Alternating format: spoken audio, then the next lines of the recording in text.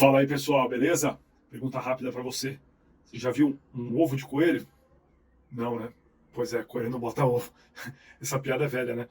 Mas afinal de contas, domingão de Páscoa, e eu fico me perguntando, como você já deve ter se perguntado muitas vezes, o que tem a ver o ovo com o coelho, com a ressurreição de Cristo, com o chocolate, diga-se de passagem, e afinal de contas, o que quer dizer Páscoa, né?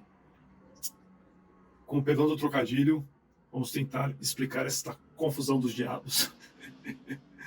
A verdade, e eu estive pensando a respeito disso, eu precisei escrever aqui porque é tudo tão confuso que não dava para fazer no improviso como eu tenho feito nos últimos vídeos, não. Estou improvisando aqui em cima de algo que eu já deixei escrito aqui. Na verdade, ninguém sabe direito qual é a origem de tudo isso. Existem várias explicações, algumas bastante plausíveis, outras nem tanto. Mas, ao contrário do que muita gente pensa, a Páscoa não é uma celebração cristã. Ela surgiu muito antes de existir o cristianismo. Ela vem da tradição judaica, lá de 1500 anos antes, mais ou menos, do nascimento de Jesus. Tem relação ali com a época de Moisés e a libertação dos judeus da escravidão no Egito. Por isso, daí vem o termo Pesach, em hebraico antigo, quer dizer libertação, passagem, né? E daí vem, então, em português, a palavra Páscoa. Mas no inglês não é bem essa a origem, já é outra origem. E aí eu vou falar isso mais pra frente. Então, resumindo tudo essa história aqui, como eu disse que já deixei escrito aqui para não me perder. A coincidência com o cristianismo vem do fato de que o Judas traz Jesus, e ele é perseguido, preso pelos romanos e crucificado, após o que ficou conhecido como a Última Ceia, aquela do famoso quadro lá do Leonardo da Vinci, né? Tudo isso acontece numa sexta-feira, né? Daí vem a Sexta-feira Santa, que era justamente a celebração da Páscoa judaica, veja só. Então, aí existe a correlação entre a Páscoa cristã com a judaica, que era muito mais antiga e tinha um outro significado. Mas e o coelhinho da Páscoa? Onde que entra coelho nessa história? O que tem a ver coelho com tudo isso? A explicação é que os cristãos ali no início, né, do cristianismo, querendo expandir a sua religião na Europa, começaram a colocar as suas celebrações nas mesmas datas em que existiam as celebrações dos povos antigos, que tinham as suas religiões ligadas à natureza. Então, assim como acontece com o Natal, por exemplo, que até hoje você não entende o que tem a ver, por exemplo, Papai Noel, rena, pinheiro, todas aquelas coisas de origem do norte da Europa, com o nascimento de Jesus lá no Oriente Médio, que não tem nada a ver em termos estéticos, inclusive, com todas essas figuras.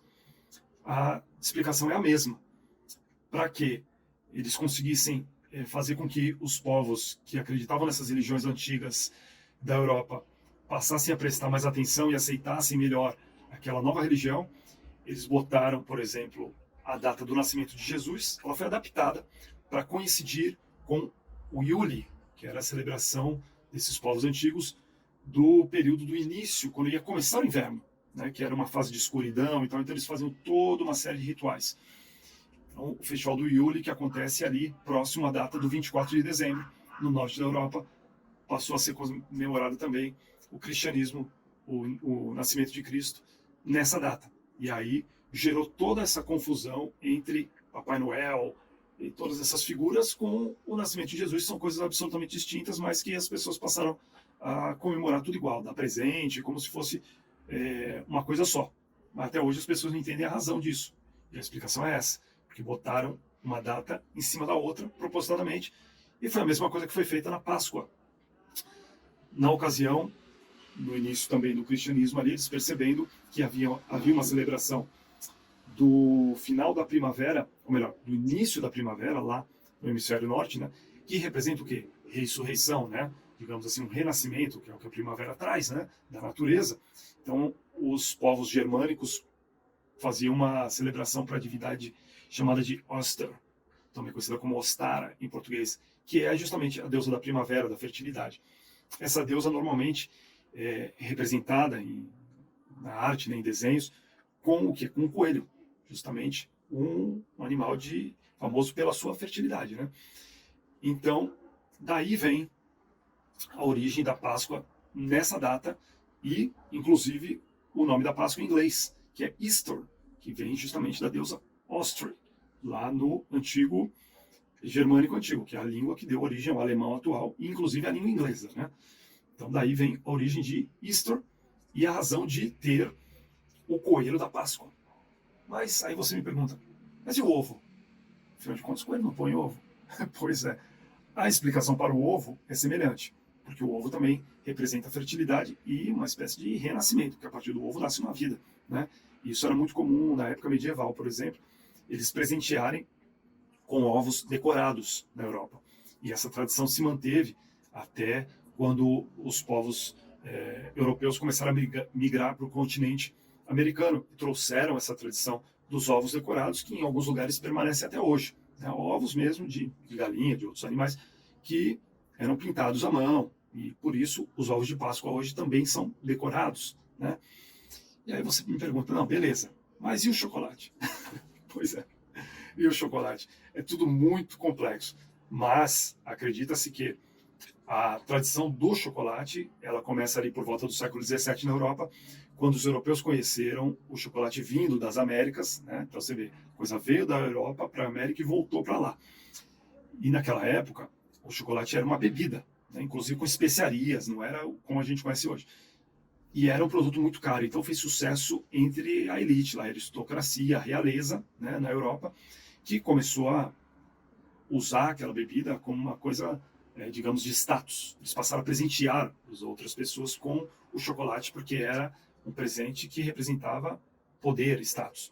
Então daí também vem a ideia de presentear com o chocolate. Mas, pelo lado religioso, o que acontecia? Durante o período da Páscoa, os cristãos antigos faziam jejum, não podiam consumir nada. Eles perceberam o quê? Que o chocolate poderia ser consumido, porque não era considerado comida, era uma bebida, e se ele preparado com água, ele era aceitável. Então eles consumiam o chocolate no período da Páscoa, no período do jejum, né? A princípio como bebida, depois como barra. E aí associar então a ideia do ovo decorado, de dar o ovo como presente, de dar o ovo como o chocolate, melhor dizendo, como presente também, até que, já agora no século XIX, em 1873, uma loja fina britânica produziu o primeiro ovo feito com chocolate, unindo, portanto, todas essas pontas dessa história muito louca que gerou essa tradição, essa cultura que está espalhada pelo mundo de hoje em dia.